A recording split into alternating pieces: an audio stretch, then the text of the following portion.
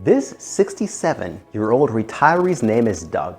Doug had a nice, long career in retail, and once he retired, he started enjoying the better things in life. Things like golfing, things like gardening, things like hanging out with his wife. But Doug was battling one major problem. He had very high blood pressure that was not responding to medications at all. So Doug's wife referred him to us and we got to work. And after just 6 months, his blood pressure was completely normal. So much so that his doctors were talking about the possibility of stopping his blood pressure medication altogether. And to elaborate, he took these things for nearly 40 years. So how did we get there? I'll give you the exact rundown in this video so you hopefully have the same outcome as Doug. Starting with Doug's history with high blood pressure. Doug was always an active guy, both in his job, again he worked in retail so he was on his feet very frequently, but also in his personal life. He wasn't exactly an athlete, but he wasn't exactly a slouch either. But as early as his late 20s, he developed high blood pressure. And at first he was put on medications and they worked. They kept his blood pressure not normal, but high-ish, manageable, nothing to be concerned about, etc. Once he retired, without any other changes in exercise, nutrition, or anything else, his blood pressure just spiked. Again, without any changes in medications, stress levels, in fact his stress levels were down, his systolic blood pressure spiked to the 140s or 150s. So he went to his doctor and to see what can be done. The doctor doubled the dose of his medications and yet his blood pressure didn't come down. Very puzzling. Both Doug's father and grandfather had strokes and mini strokes, so that was always top of his mind and he was wondering, is he heading in that direction as well? Eventually, he reached out to us and when we asked him, what are your goals? He says he wanted to have an additional 20 healthy years to add to his life, not in illness, where jumping from one specialist to a different specialist, etc. He wanted 20 healthy years with good activity, good travel, good time with his wife, and so on.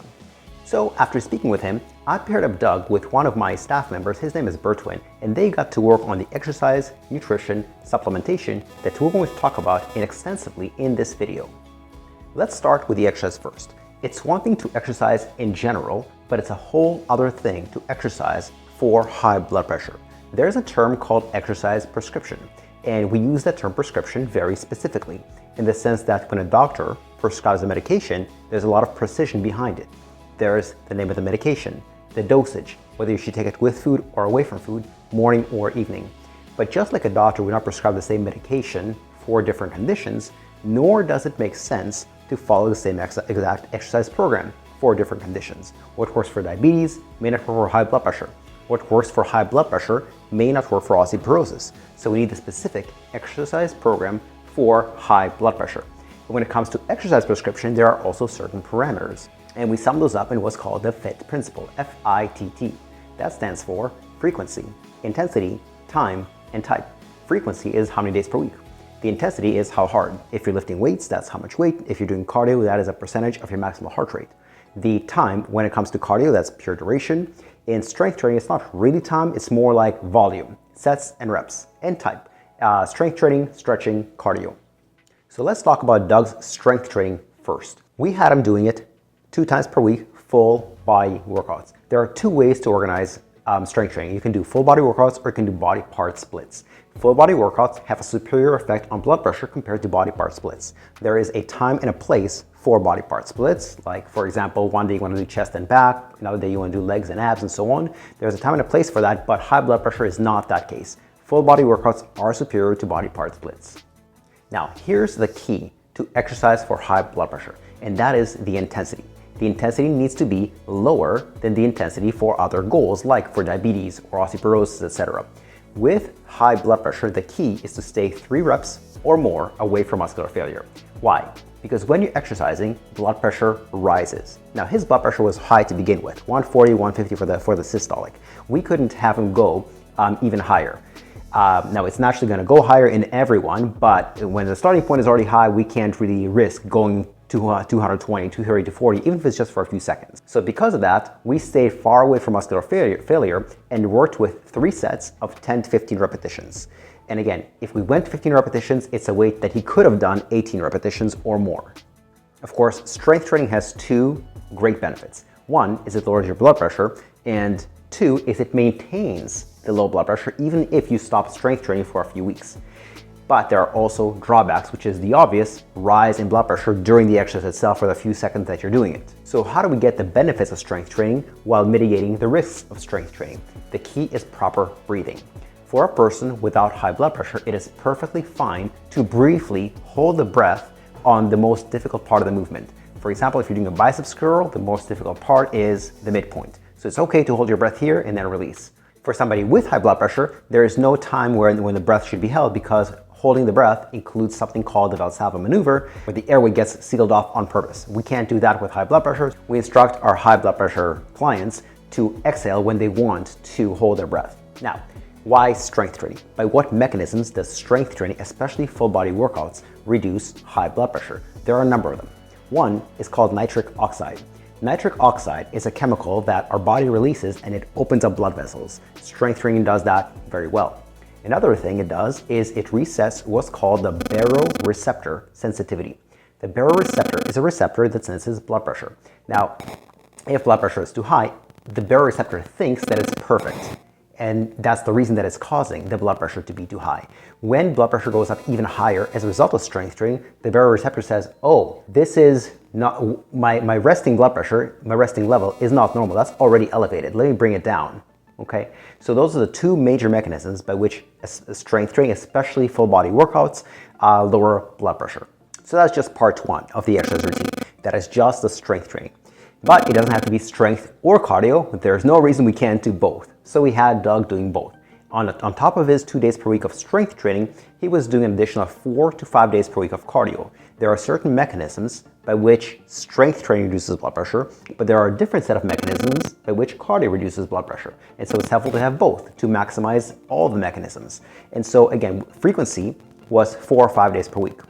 The intensity for high blood pressure reduction needs to be between 70 to 80% of the maximal heart rate.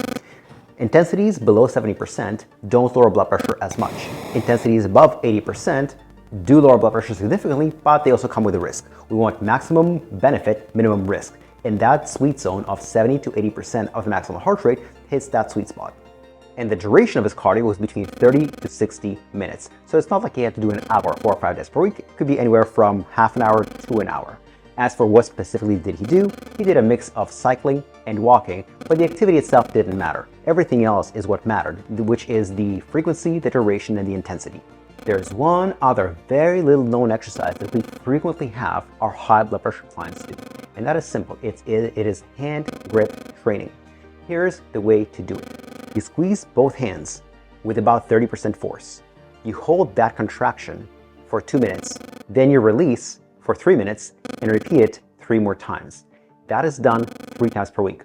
This very simple exercise lowers blood pressure as much as 15 over 8 millimeters of mercury when you do nothing else along with it, when you don't change your nutrition, when you don't cardio or strength training. That by itself lowers blood pressure. Why? Because the body does the opposite to you of what you do to it. What do I mean by that? For example, when you do strength training, by the end of the workout you're weaker because you're fatigued. But next workout, you're stronger because your brain said, or your muscle said, if this person, if my owner does this to me again, I better make this experience less stressful by getting stronger. Same thing with cardio. By the end of the workout, you have less endurance than you had at the beginning of the workout because you're tired. But next workout, you have more endurance. Why? Because you stress your heart and lungs, and in response to this stress, they adapt. The adaptation is, oh, in case we have to do this again, let's get stronger. So the heart and lungs get stronger. So why does hand grip training reduce blood pressure? The stimulus is blood pressure. Because when you squeeze your hands, you're not strengthening because the force is only 30%.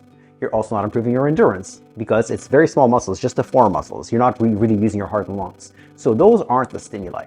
The great stimulus is when you do squeeze your hands with even 30% force, blood pressure goes up. And you hold that for 2 minutes. So the body thinks, oh, if this is making my blood pressure go up, let me do the opposite to it. In case he or she does this again, I better lower my blood pressure by resetting my baseline, and instead of having it at 140 or 150, I'll lower it down to 138, 132, 128, and so on. So that is Doug's exercise prescription. Let's switch gears and talk more about nutrition, because we like to use an integrated approach of exercise plus nutrition plus supplementation. So nutrition is also a pretty big part of it. The 2 biggest things that Doug did to reduce his high blood pressure, one was to reduce his coffee intake. Research shows that coffee raises blood pressure by 8.1 over 5.7 millimeters of mercury, and the duration of this increase lasts between 3 to 7 hours, and that's in people with high blood pressure. And that's just from a single cup of coffee. Now, Doug wasn't drinking a single cup, he was drinking more than 1 cup, so his blood pressure elevations were higher and for longer durations. As for alcohol, Doug wasn't exactly a heavy drinker to begin with, but the little alcohol that he was having was still affecting his blood pressure. So when we had him reduce from what he was consuming down to 1 or 2 glasses per week, his blood pressure went down as well. Now, when it comes to nutrition for any conditions, it's not just about removing the bad things, it's also adding in the good things. And so what we had Doug do is add in nutrients that have been proven to lower blood pressure. So in the morning, he would have a smoothie consisting of flax seeds, chia seeds, kale or spinach, his choice, peanut butter, banana or other frozen fruit, 1 date, protein powder, as well as a base of oat or almond milk. What's the rationale behind all these foods? Well, there are 4 different categories of foods that can lower blood pressure. 1 is foods that are high in potassium. 2, foods that are high in magnesium. 3 is foods that are high in nitrates. And 4, foods that are high in omega-3s. So we wanted to include at least 1 of those foods from each category into his shake and put that in there. And sure enough, it worked quite well. There are certain minimum requirements for potassium and magnesium. That's not really the case for nitrates or omega-3s, but there are minimum requirements for those two. For potassium, we wanted to get his daily intake above 2,400 milligrams per day. For magnesium, we wanted to get about 400 milligrams per day. And the foods that we included, the ingredients that we included in his shake are all high potassium, high magnesium, high nitrate, high omega-3 foods. Now let's talk about supplements. Doug was already taking a number of supplements for his high blood pressure, but not all those were evidence-based. In other words, there's lots of supplements on the market that claim to lower high blood pressure, but when you look at the research, it's done in rats, mice, or petri dishes. Those things are not people. So we like to recommend supplements that are proven in people, in a lot of people, not just a single study, but many studies. And so what Doug started incorporating were supplements like a greens powder, which is mixed vegetables in powdered form. In addition to that, he was doing omega-3, aged garlic extract, as well as magnesium glycinate on top of the dietary magnesium he was already getting in his shake and other meals. The rationale behind many of these supplements is manifold. 1, what they do broadly is they open up blood vessels. And so when blood vessels, especially arteries, open up, there is a greater diameter for blood to flow through. And as a result, the heart does not have to push the blood as hard for it to go where it needs to go. But more minutely, they have other mechanisms. Like in the pharmaceutical world, there is a class of medications called beta blockers. What they do is they block the receptors for cortisol. Cortisol narrows blood vessels. Beta blockers block cortisol partially, and they open up blood vessels. Magnesium is a natural beta blocker. There's also something called calcium channel blockers. Calcium makes muscles contract. The opposite, blocking calcium, makes muscles open up. Magnesium, in addition to that, is a natural calcium channel blocker. And there are a number of other mechanisms, very scientific sounding, that cause these supplements to widen blood vessels, as well as therefore lower blood pressure. So as a result of all of this, what was Doug's progress? Now, personally, I love studies. Studies allow us to isolate variables to help us figure out what works and what doesn't. But we are not researchers, we are practitioners. We don't want to isolate variables, we want to throw the kitchen sink at our clients with what's been proven in studies to work. So our approach is evidence-informed. However, we don't want to wait too long to lower blood pressure. The risk is there right now. We don't want to wait a year to test what's working, what's not, so we throw everything at the client. And the results were extremely, extremely good. So what happened to Doug's blood pressure? It basically normalized. Now granted, he's still on medications, but consistently his blood pressure is below 120/80. In fact, it's so low, his doctor is now talking to him about the possibility of going off medications if this continues for at least 3 more months. And as long as he continues doing what's gotten him so far, we are very, very confident he will do so. Now, besides the improvements in blood pressure, he also had a bunch of other benefits, which makes sense if you're going to do strength training and cardio this much. For example, his chest press improved from 30 pounds up to 70 pounds. So his pecs and his upper body strength improved more than double. His push-ups improved from only being able to do 8 push-ups on his knees to 12 push-ups on his feet. Again, that's an indicative of an improvement in the strength of his chest, shoulders, and triceps. His one-arm rows went from 20 pounds up to 35 pounds, which means that his back and biceps are quite a bit stronger now. Before, He couldn't do lunges by himself. When he was doing lunges, he had to hold on to something like a chair or a wall and so on, and he could only do 10 reps. Nowadays, he is doing freestanding lunges with an additional 10 pounds. So instead of assistance, he's now using resistance.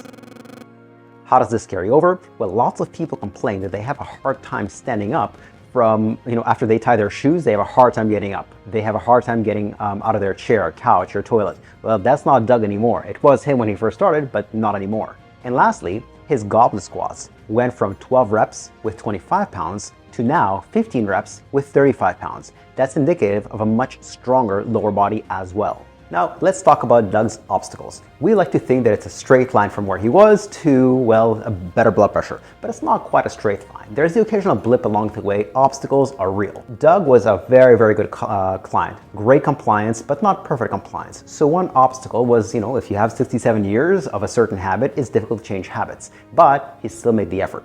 So sometimes his frequency would drop off. He might not do strength training twice per week, or he might not do cardio 4 or 5 times per week, or he would forget to track his blood pressure. These are very small blips along the way that on a very short-term basis, just a few days, his blood pressure would go back up. But once we got him back on track, his blood pressure would go back down to where it was before the blip. That's why we think that Doug got such great results. It wasn't any one thing. It wasn't just the nutrition or the supplements or the exercise. It was everything combined. And his extremely good compliance, not perfect compliance, but very good compliance, is what got him to basically normalize his blood pressure to the point where his doctor is considering removing medications after 40 years. So besides the improvements in strength and fitness and high blood pressure, how is his life different today as a result of all of this? One great worry that he had before that, as I mentioned earlier in this video, is because his father and grandfather experienced strokes and mini strokes, that was always a concern of his, even before his blood pressure spiked this high.